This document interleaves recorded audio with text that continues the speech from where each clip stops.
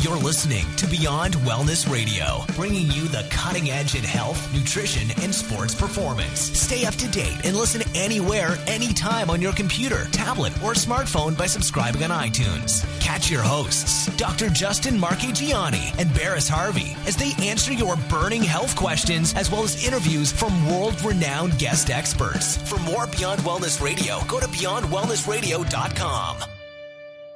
Welcome to another episode of Beyond Wellness Radio. Today we have an awesome interview with Caitlin Weeks of GrassFedGirl.com. But first, let's say, how's it going today, Dr. Justin? Barris, it's going great today. You know what I realized? We interviewed Steve Wright last week, and we started asking this question when we have our to each other, like, oh, what was your breakfast? We should have asked him, because that's where we got the idea from. So I just wanted to give credit to him real quick. Absolutely. So real quick, what did you have for breakfast? Today I just had some grass-fed whey protein and some collagen and some bulletproof coffee. It's kind of a low-key day. I'm going to a Brazilian steakhouse here in Austin for lunch, so I get to have some really good steak, and they have yuca rolls, which are grain-free, but I still feel like I'm having the roll, so I'm super excited for that today. How about you, Barris? Awesome. Well, I made a bunch of burgers yesterday that were delicious, and I got full pretty quick, so I have a bunch of leftovers, and I was like, you know what, I'm going to save that for lunch. So I ended up kind of doing something similar to you. I had some chameleon cold brew coffee in my protein shake, and some maca powder and some raw eggs and all kinds of like a awesome elixir kind of protein shake in my shaker cup. Nice. So let's bring on our guest. Well, I just wanted to interject one more thing, Barris. I just put a new feature on the Beyond Wellness Radio site. If anyone wants to literally ask a question, there's a button where you can speak your question, and it will record it, and then we'll play the question on the radio show and be able to answer it. So that's another little new feature I just added up recently, so I want all the listeners to know about that. Oh, yeah, definitely. Go over there and ask a question. You can go to beyondwellnessradio.com/question, and it will be there for you. So our guest today is Caitlin Weeks. She is from GrassFed Girl.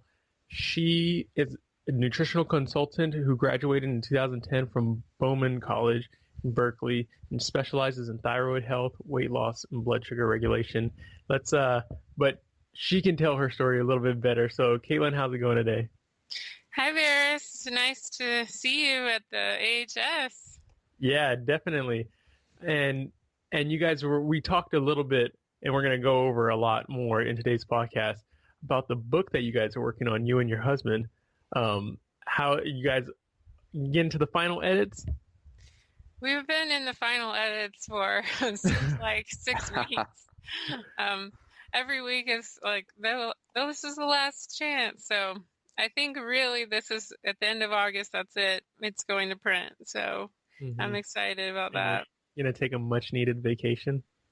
Yeah, we're going to Algeria and Morocco for 5 weeks to see my husband's brothers getting married. So we're going to see all that go down and experience the real Mediterranean culture. Exactly. Very Definitely. Cool. Sounds great. Well, first of all, kind of like the obligatory question that we must know, but what's your story? How did you kind of get into the health field, and what were some of the challenges that you faced in the past that kind of brought you along this way?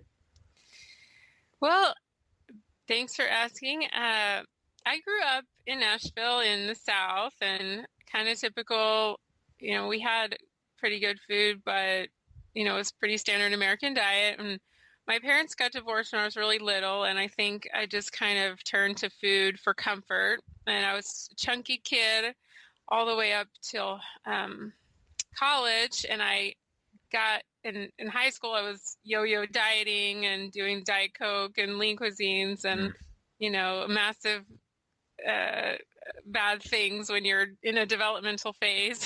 Mm-hmm. So then I went to college, and I decided I just wanted to enjoy myself. So I let go of all the dieting, and I got by the end of college I got up to 240 pounds. So then when I got out, I decided I was going to lose weight, and I lost weight at Weight Watchers. And yeah, I think I learned some good things there, but there was a lot of negative things like eating packaged foods. But it did teach you how to like plan out your meals and kind of plan ahead and put yourself kind of first and make time for exercise. So I did learn a few good things there. And then I decided I wanted to, so I had lost a lot of weight, so I was feeling good, and I wanted to move to California. So I moved to California, I met my husband, and I had a real passion for exercise. So I went to a personal training institute here in San Francisco. And that was a really good experience. And then I became a trainer, and I worked for 7 years as a trainer. And but always during that time, I was really, really interested in nutrition with my clients. That's all I really wanted to talk about with them So I thought, well, I think I should follow this up. And I went to Bauman, and I learned a lot more about holistic nutrition.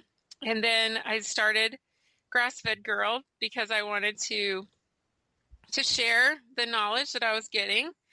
And around that same time when I was in school, I got diagnosed with Hashimoto's. And, I think that was kind of brought on by eating kind of a pescatarian, vegetarian diet and a lot of over-exercise with, kind of marathon running kind of stuff. So I really wanted to show people that if you follow the mainstream advice, it can really hurt you. So that's kind of what I wanted to share in my grassfedgirl.com page. Yeah, Very cool. definitely. Very cool. So Caitlin, I'm on your site right now, grassfedgirl.com/cookbook, and I'm taking a look at the new Mediterranean Paleo Cookbook cover. It looks really cool. And I'm just curious, outside of like the obvious things, what makes the Mediterranean Cookbook, like what spices and what flavorings and what things are brought to it that makes it really that, Mediterranean vibe? Yeah, and real quick, just to add in on top of that question, also talked about your husband Nabil, who's on this cookbook. Also offer in like some of the things that he's adding into it. Well, my husband, while I was doing nutrition school, he was in chef school, and he went to chef school here in the city, and he learned a lot of things. So he was always homesick, and I always wanted to help him being homesick because he came to this country in 2004. And so I was trying to make his meals that he could make, of course, but I didn't want him always eating at his friends' houses and stuff to make himself feel better.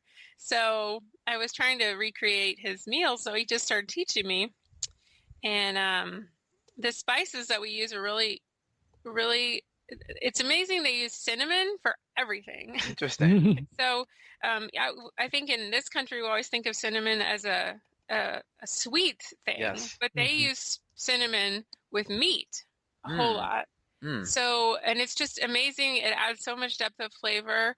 So that's a big one. Cumin is one that they use a lot. I never used cumin, a little bit, maybe like in chili or something, but not to the extent that they do. Also, cilantro is one that they really use a lot of. We kind of think of it more as a Latin spice here, or as an herb. So that one's really adds just so much freshness, especially fresh herbs are full of antioxidants, and you can add them. Usually we top almost everything with fresh cilantro, some parsley. The country where he's from is a former French colony. It's Algeria was occupied by France for 130 years up until 1962. So it has a big French influence. So there's some of that you'll see in our book. My husband speaks fluent French too. So you'll see that influence. We have like a Béarnaise sauce, a Hollandaise. There's French onion soup. There's certain things that cross over. like that. There's a lot of figs and dates is a common. We have a lot of olives, a lot of olive oil, and so sea salt. There's a lot of blends. We teach you how to make your own spice blends. In the back, there's 5 or 6 different spice blends. We teach you how to make your own harissa. So there's a lot of peppers and hot peppers that you can. Harissa is a kind of a hot sauce. It's very hot, but you could just use a tiny little bit, and it goes a long way. Or you can blend the similar spices and use that as a slow cooked method. That's cool. One of the biggest things I see, especially with my patients, is people get tired of the typical, bland paleo, where it's grass-fed meat or vegetables, and then you're just they're just choosing their vegetables and their fat and maybe a little bit of spice on top of it. It seems like you're getting a lot more variety with this type of style of cooking. And I'm just curious, how much of these recipes came from Nabil's training in cooking versus how much were passed down to him by his family? Well, I think most of it was coming from his mother. I mean, we actually went last year, and we stayed for a couple of weeks, and everything his mother cooked was bone based. So everything she had was meat on the bone, starting as a stock, and it simmered slowly, and that's just normal. So it's basically like a broth based soup, every single thing, and that's just, it adds so much flavor. It makes it so comforting. Yeah. And there's so many more minerals and vitamins that come out when you're using bones. Mm-hmm. A lot of traditional wisdom right there. Yeah. And it helps to digest also the protein. It stimulates stomach acid to help digest the protein.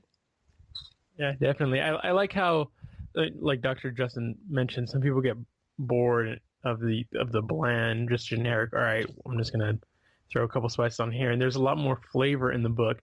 And I love this quote that people talk about herbs and spices, like it's a friend of the physician and a praise of cooks, because now you're adding in different micronutrients and things that I've seen people go to the store and buy cayenne capsules or all these different things for the thermogenic effect, or buy these herbs for the detox. But I mean, you can put it in your food and eat it and enjoy it and have the health benefits, but also it makes your food taste a lot better, and you'll love and actually enjoy and have a better relationship with your food as well. Absolutely. I mean, we use a lot of saffron in the book, and that's known to be a appetite suppressant. The other thing about our book is that we use so many different spices that maybe you haven't seen before in the stores, such as we also use a lot of turmeric, because our book has a lot of AIP modifications. So a good substitute for cumin, which is a seed-based spice, is turmeric. So you'll see a lot of turmeric, and we all know that's such a powerful anti-inflammatory. Mm-hmm. Exactly. Some turmeric, get that natural curcumin in the body, and right. And you also talked about having everything almost like based around stocks and broths, and you had you mentioned a little bit about the healing properties and how it helps digest protein, has a protein sparing effect. There's some other traditional foods that you have in there as well, like organ meats and offal. And we usually in this country steer far away from that. Sometimes it's even hard to find that at stores, even natural food stores. Like, it's hard to find organ meats. Could you mention maybe some of the ways to incorporate it into our diets, and also talk about the benefits and why we should eat organ meats? Sure. So we have about 10 offal recipes in our book. We have awesome offal recipes. Yeah, we have a meatloaf. We have several different ways to cook grilled liver and heart and tongue, and so we call it the odd bits section. We have oxtail. So these are parts with a lot of gelatin, and also liver is the most beneficial food in the whole world. It's full of B vitamins, and it has a lot of iron. And we just found that, well, when I was in Algeria, every meal I was almost offered liver. Wow.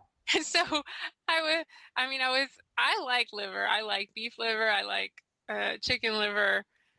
So I was just surprised that, and when you walk down the street, there's constantly places selling grilled liver on skewers. So it's kind of like a street food that you just kind of pick up the skewer and just eat it. So I was really excited that it was such a normal thing. And most people they don't say, oh, I hate liver. And I mean, the little kids in my husband's family, his nephews and nieces, they were just eating it like it was nothing. And they didn't have like, oh my God, it's liver, gross.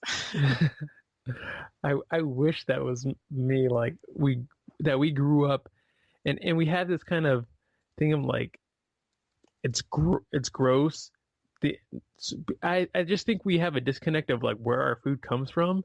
And it's funny because people see, or actually like see the animal when they go to like one of these smaller, like I see it often in like the Latin or little grocery stores where they'll actually have like a cow, and you'll see the cow head and the tongue will be sticking out, and people will be like, "That's so gross." It's like, well, where do you think your meat was coming from in the first place? I know. It's like just, oh, it's all wrapped in plastic, so it's okay. We don't have to get our hands dirty or anything. Exactly.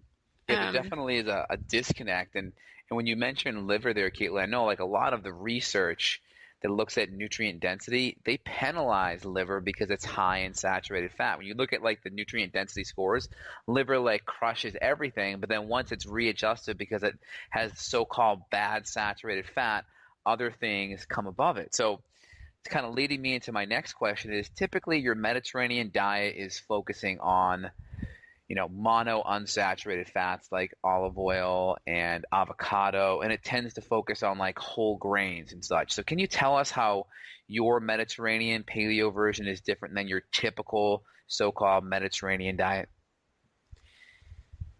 Sure. We have a lot of we have olive oil in our book, but it's not the main thing. We recommend cooking with coconut oil or butter or ghee. We have a ghee recipe for you. So those are the ones that are more heat stable to cook with. We do have olive oil a few times as a marinade and things, but we tried not to use it as a main cooking fat. I mean, because that's not how we cook. And when I was noticing when I was there, if you go to the restaurants, they have a lot of outdoor grilling areas, and they just have this giant piece of fat. It looks like beef fat, and they just kind of beat it against the grill, like it's melting it, Right. So that's like their traditional cooking fat is. And do they just have something that's just like catching it? I mean, it's just kind of it doesn't melt all the way. It just it's over. I just noticed there was a big piece of meat fat. Oh yeah. And they just kind of rub it around on there. I just thought that was so different from here, where people are using canola oil spray, something like that. So, I think when you start with the meat on the bones, you get so much fat in your food from that. And my husband, I would ask his mother, like, what did you used to do? She said, oh, we always used fat from the animals to cook with. We didn't have vegetable oil when she was a kid. Right. And she grew up in the mountains and in a, what we would think of as like a homestead. So she didn't have access to vegetable oil at all. And, we all know that vegetable oil wasn't even widely produced until like the 20s or 30s in America. So, before that, people had to use the fats that they had around them. So, and she said they didn't use olive oil to cook with. They used it more as a dressing or as a marinade, as a something as a finishing, or So it definitely sounds like you're kind of re-evolving the whole Mediterranean diet here and adding definitely some new nuances to it, and definitely adding in some of the saturated fats, which I feel are really important for blood sugar stabilization as well, and really keeping those sweet cravings down too. Absolutely. I mean, I was reading about Ansel Keys was really the one who kind of started this idea of the Mediterranean diet, and the things that he was finding, I think it have been perverted over the years. Mm-hmm. Like, I mean, people didn't eat canola oil in Sicily, in a long time ago. So I think, and people a long time ago, let's talk about post-war, World War II or World War I. I mean, there was famines. People wouldn't have been skimming the fat off their milk and throwing it away, Absolutely. That makes sense. And then looking at the options that you have, because I have lots of patients that have gut infections, that have SIBO or small intestinal bacterial overgrowth, and need like an autoimmune type of template. And what that really is for our listeners, that's cutting out the eggs, it's cutting out the nuts, the seeds, the nightshades, the tomatoes, potatoes, eggplants, peppers. And the FODMAPs are specific fermentable sugars in some of the carbs, even healthy carbs like broccoli or Brussels sprouts or asparagus, that can cause GI upset. So I know you've added a couple layers to the book where you can start pulling those things out. Can you talk to me about your experience with FODMAPs and AIP and kind of how you've integrated that into the book? Yeah, well, we did a lot of AIP modifications in the book. I was trying to label all the recipes for AIP, and I just kept learning about it. And so I thought, well, I'm going to do it. So I did it for all of June, July, and so far all of August. And how's it going so far? Yeah, I noticed a feeling of a lot less bloating and a lot less kind of tension in my shoulders and a lot less joint pain. So I think that there's really something to it. And it's just kind of like a level of, I don't know, you feel like clean or something. And I really enjoyed doing it so far, and I'm going to be traveling, so I think I'm going to have to stop. But I really enjoyed learning about it, and I think the best way for me to learn is to really dive in and do it. So that was a good way for me to go into each recipe that I could and change the eggs, take out the eggs, or take out the peppers or the tomatoes, because those are a lot of things that are really common in that area of, the Middle East and Southern Europe and North Africa. So you kind of have to dissect the recipes and make them a little bit different. So I have like a no-mato sauce that I made for people to have over there. I have a AIP pizza that I made out of gelatin and arrowroot and tapioca. And I have I was able to make crab cakes and falafel, all out of AIP friendly ingredients. So there's going to be quite a lot of things that people could have that are not eating. And then there's various things they could introduce, like we have an egg-free granola. There's stages of the reintroduction. So there's some things they could add back in. Mm-hmm. Yeah, that sounds really good. So a lot of people out there are usually thinking, oh, I have to go on a special diet and it's going to be bad, but pick up this book. You might not have that issue. You might not want to ever get out of there, right? Yeah. And because you might have a lot of you can eat pizza. You showed us a way to do that. Yeah. And with FODMAPs, we went by a chart made by, I can never say her name, but Aglaé, the dietitian. So we used her chart to label all of our FODMAPs, and that was really helpful. And basically the most the biggest thing in FODMAPs is onions and garlic. Oh, yeah. So it's pretty difficult. But one thing you can do is use garlic infused olive oil to start with, rather than this is just for FODMAPs that you can use garlic infused oil if you can't have garlic. So that's one way to get that garlic flavor in the recipe. And then another thing you can do is add chives or the green onion tips, like scallions. So that's a way to get that onion and garlic flavor. There's some other kind of, I think FODMAPs has a lot more, it's based on the portion, and it's also based on, each person having to figure out what food really, messes them up. Because some there's you could have a little bit and you'd be all right. But then if you go over a certain amount, then you'd really have maybe some distress. So, and like Dr. Justin said, FODMAPs, I mean, you tell me, Justin, but I feel like it's not designed to be a lifelong thing. It's a sign of a bigger problem. It's just kind of a short thing you would follow while you were trying to figure out your bigger issue, right? Yeah, absolutely. But regarding the FODMAPs, I totally agree. And when you're dealing with FODMAPs, they can feed a lot of that SIBO, or that small intestinal bacterial overgrowth. And at the same time, we want to come in there and kill it. And once we kind of kill a lot of that bacteria, we can start to reintroduce some of those FODMAP foods, because some of them are really nutrient dense and very good for you too. Yeah, I mean, there's like some of them that, I think sometimes coconut can be a FODMAP for some people. So it's like a really good food. It would be a shame not to eat that. Yeah, and on top of that, I know that you'd mentioned to me that you were experimenting with resistant starch. And for everyone out there that doesn't know what resistant starch is, these are certain fibers or carbohydrates that are essentially indigestible, but they're more broken down by the bacteria in our gut. Like we have the E. rectali and the Roseburia bacteria. These feed on a lot of these starches, and they produce butyrate or butyric acid, which is really good for our colon and our tummies. So like some of these starches would be like our type 2 resistant starch, which are like our unripened bananas or plantains, and then type 3 is our potato starch.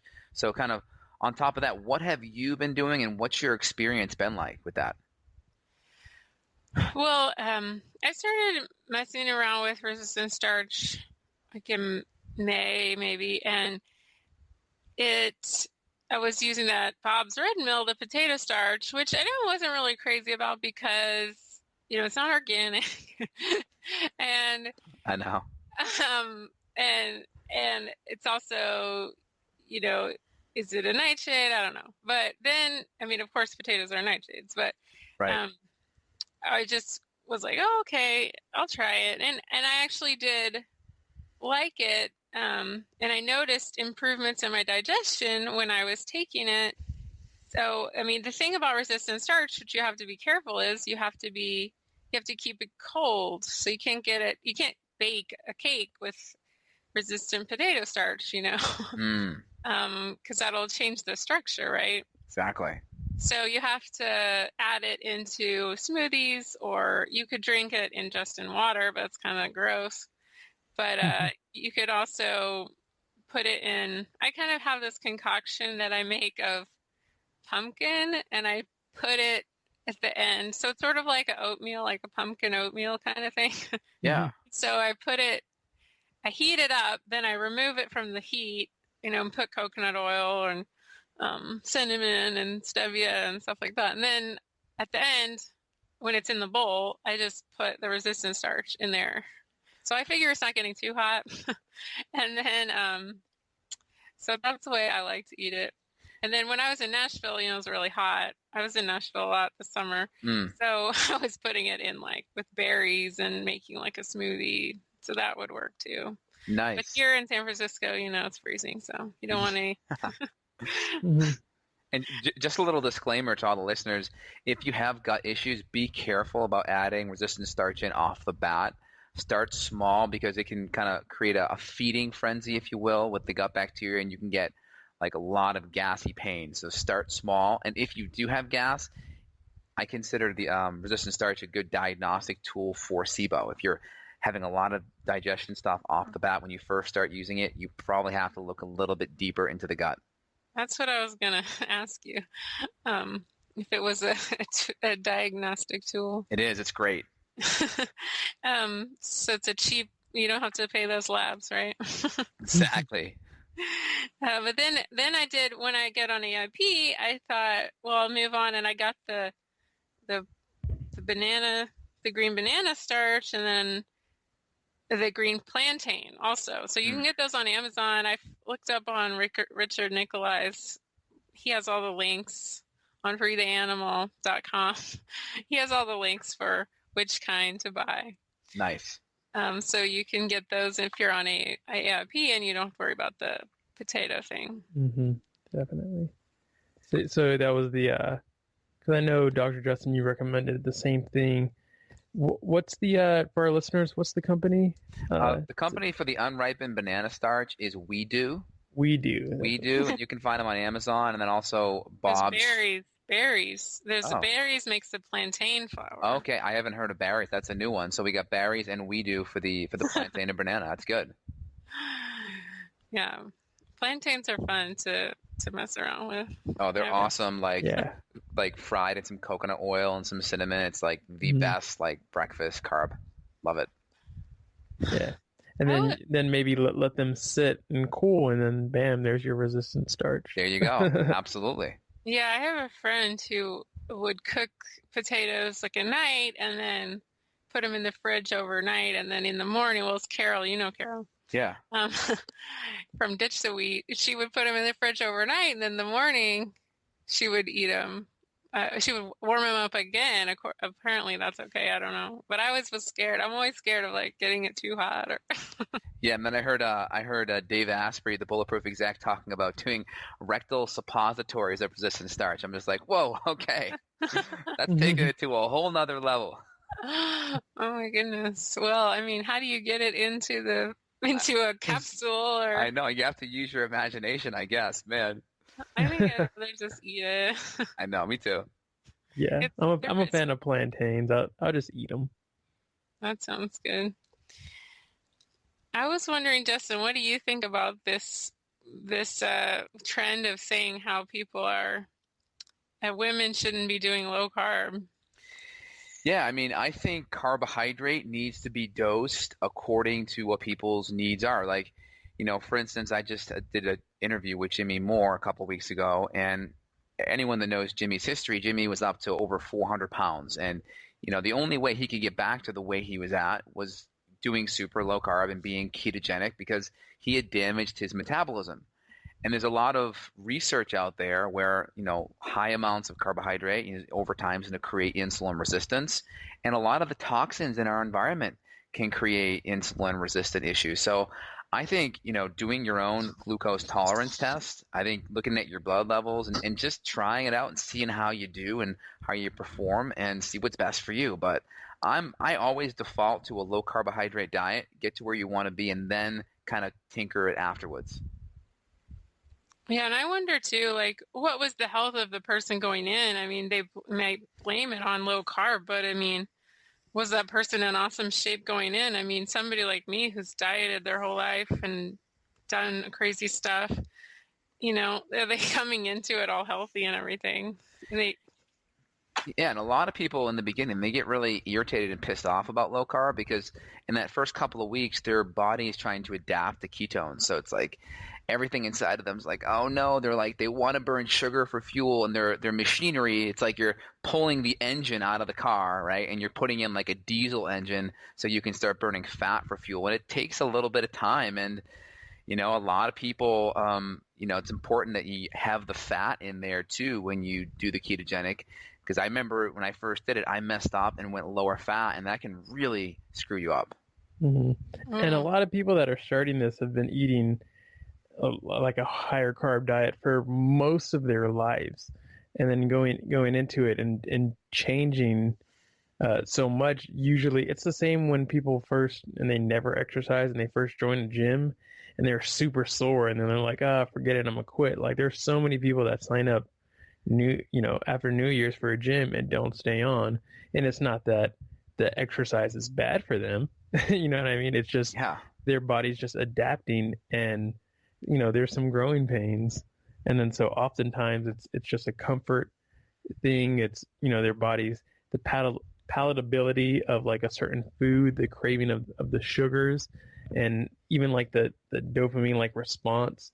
So there's a lot of underlying issues that it comes to, and a lot of it is just habit change and having to overcome these issues. And and a lot of people too, if they go low carb and also start doing CrossFit and such, that's going to be really hard because they're not going to have the carbohydrate they need for glycogen and their muscles. And a lot of times when you start going into gluconeogenesis, which is basically taking protein and converting it into sugar for fuel, it's cortisol dependent. So if you get really fried adrenal glands, it may not be the best thing for you to do is go like, sub 20 grams of carbs a day. Maybe like 75 to 80 may be a good start, right?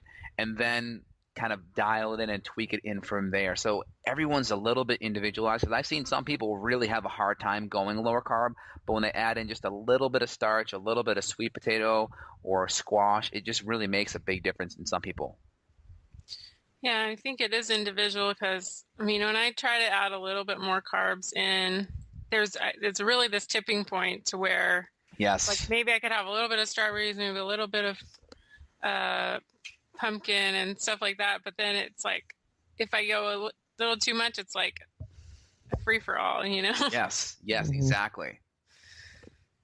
And I'm a big fan of like cycling carbs, like being like having like a cyclical ketogenic diet where I keep my carbs like below 50, and then I'll come out and do like 150 carb day on the weekend. Yeah, like on the weekend or every 4 days. That can be a really good interim for some people that maybe don't have the metabolic damage, but still want the benefit of doing the low carb. Mm-hmm. Yeah, something that I noticed. Look forward to. Mm-hmm. Yes. Yeah. Carb night. Exactly. So Barris, being an athlete, being a college football athlete, what's your experience with low carb and playing football? I feel like I actually have a lot of energy in comparison to what's probably typically thought of, but at the same time, I'm not super low carb. Like, of course, I'm getting a lot of eating a lot of veggies that don't give you such a high net carbohydrate kind of shot. But usually, we're hitting our practices, and I'm getting home around 8 o'clock, ready for dinner. That's usually when I have the bulk of my carbs, when I'm having sweet potatoes, white rice.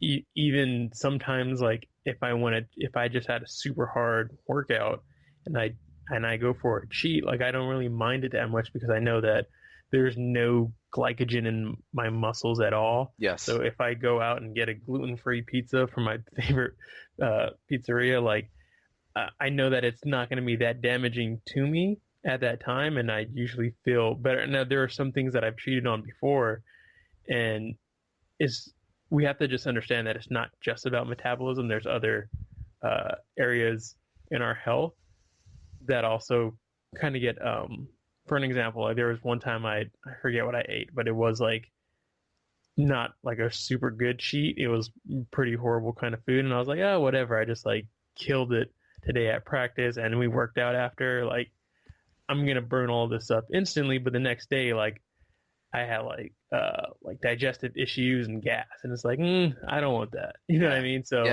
it's still being smart about like the source and the quality of it. Yeah. But for the like in the day, I'm pretty low carb throughout the entire day, and it's usually I get the bulk of my carbohydrates at night. So yeah, that's kind smart. And I've been seeing some pretty good results, and been able to, now that it's closer to the season time when we're not training, when we're training more on the field and less in the weight room, I've been able to kind of maintain my weight this way, and not lose as much muscle as someone who might be doing super low carb, and all of a sudden now we're just running a bunch, and now you're losing all the mass that you just worked super hard for. Right. And all these carb talks are making me hungry. I just found, Caitlin, I didn't even know you had a book on easy paleo treats. I have gelatin treats. I have Yeah. an ebook on gelatin treats that I wrote a while back. And yeah, I've been working on a lot of ebooks. I have several more in the pipeline. One about breakfast and one about kids' lunches. Because breakfast, people always say, they don't know what to eat for breakfast. Right. So I figured that was one that would be a good help for people. And then the same thing, I don't know what to pack for my kids' lunch. Right. And I love your recipe for the paleo mac and cheese. That's awesome. And I get lots of questions from patients, like what would be like the easiest 3 like paleo dessert subs that you could, a substitute in for someone that's, trying to be on a paleo eating plan but wants a little bit of like, dessert and fun. Like what would they do? What recipes would you recommend? Well, I think, the easiest thing to just pick up would be like a dark chocolate bar, and then with bacon. When you say dark chocolate, how dark? We talking 70% cacao above, 80? I think about 85 is good, and any more, if you can stand any more, then great. But 85 still really low in sugar, and you want to try to get a fair trade, try to get organic. Yep. You don't want little kids, picking your chocolate winner. Yep. And then organic, you want to avoid the soy lecithin, and you want to avoid the GMO sugar, the sugar beets. So those are good things to watch out for. I think that my favorite thing probably is like a chocolate pudding that I have on my blog. It's in my treats book also. Nice. It's just cocoa and chocolate. Just cocoa and coconut milk and stevia, and you just dissolve. The thing about gelatin, you just have to dissolve it in a little bit of boiling water. So maybe a 1/4 cup of boiling water with a tablespoon or 2 of gelatin. Then you mix it with your coconut milk and the cocoa, and then just put in the fridge with some stevia, and it hardens right up, and it's just a great, really decadent, really, fat-filled. You can do the same thing, make a vanilla one if you want, and be like a kind of like a flan. Another really easy thing to do is take coconut milk and put in flax or chia, and you could mix it with berries or mix it with it's also cocoa would make and on AIP I've been doing, you can have gelatin and you can have coconut milk, so you can also have a little bit of carob. You can't have chocolate. So I made some things with carob over this time. It's interesting. It looks like chocolate, so it kind of fools your brain, but it doesn't quite taste like chocolate. Can you do full fat cream on AIP? No dairy at all. But you could do, the coconut milk, and no almond milk. Right. It's pretty hardcore. It is. And it's very hard to make. You can have fruit, but sometimes I wonder, like, how much. It's like I tried to eat. You're allowed to have honey, and it's like, but you're supposed to limit fructose. So, but it's kind of a mixed message. It's like, well, how much is okay? And I'd experiment with myself. And one time I ate like some honey, and I got like hot flashes. Yeah. And it's like, okay, this is not right for me. So I did take, you're not supposed to have stevia either. So I took out stevia for a month, and then I talked to some other experts, and they said, well, if you have real blood sugar problems, you could add it back in. So I did go off the stevia for a month, but then I put it back in. What do you think about people saying this stevia is a hormone disruptor? Well, you know what? If you look at PubMed, there's some early studies in the late 60s on stevia and infertility. So I always think back. I'm like, was there contamination? But if you look at a lot of stevia too, it's mixed with maltodextrin. So if you do stevia, I think it should be liquid. I like sweet leaf, and make sure it's organic. And again, it should be used sparingly. It should be a treat. It shouldn't be like a mainstay in your coffee every day or a mainstay in everything. It should be used like a dessert, like, 5-10% of the time as a treat. Yeah, absolutely. Yeah. You don't want it in like all your iced tea and everything all day long. Yeah, absolutely. And I think it is something too, it does make you kind of addicted to that sweetness. It's like, then everything else isn't quite as good. You're like, oh, well, it's not as sweet as what I'm used to, Yeah, absolutely. Yeah, definitely. So, and like you said, sometimes it's important, for who you are, where you are. If you have somebody who's have a broken metabolism, who's really overweight, who has poor, insulin, maybe that's stevia is going to have like that brain response and start producing insulin just off the taste of sweetness and tricking the brain. Yes. Whereas it might not do that to someone who's like myself, who's an athlete, who's always moving. So it's probably dependent on, of course, the source. Like I use the same brand, Sweet Leaf, and then also where are you at? But yeah, if you're getting a really good source, like up the street, there's a place here in Santa Cruz called the Herb Shop, and they have like all these herbs, and they have stevia, like the raw, and it's green, and it's known for its sweetness, but also like the herb is also known for helping regulate blood sugar, and it has trace minerals, and it's because it's from the actual herb versus this kind of synthesized version with all these other ingredients that are probably starting to make it to the mainstream, like, oh, here's stevia with all kinds of other garbage, and it's this white powder, 1% stevia and 99% corn. Yeah, and it's GMO corn, so it's like you're really just having some GMO sugar basically. Yeah. Mm-hmm. Not good. Definitely. It's just like a cheap way of making more money. Mm-hmm. So again, her name is Caitlin Weeks. You can find her at www.grassfedgirl.com. Caitlin has an awesome Facebook page, facebook.com/grassfedgirl. Almost 100,000 likes. Caitlin's one of the biggest paleo bloggers in the world. Again, as a physician, I recommend her recipes to my patients. So if you're a doctor out there listening to this, great resource for your patients. Have them pick up her books over at grassfedgirl.com / is it cookbook? Yeah. /cookbook. And there's also Mediterranean Paleo Cooking.com. And Mediterranean Paleo Cooking.com. And Caitlin, when's your book coming to market? October 28th. It's coming out, and me and Diane Sanfilippo, she's a contributor on my book. She took all of our photos, and she did. We stayed at her house for a month and cooked all the food and took all the photos. And so that was a really big help. And she's just, she's such a great, has a good eye for design, and she just helped put it all together really beautifully. So we're doing a book tour together. So you can see me and Diane out on the road, and we'll be posting all of our stops on online and on Instagram. So follow us on Instagram too. That's great. And can people get your book pre-order on Amazon? Yeah, absolutely. There's on that page, it's linked to Amazon, so they can just, or you can just go to Amazon directly and search for Mediterranean Paleo Cooking. That's great. And is there any other ways our listeners can get in touch with you?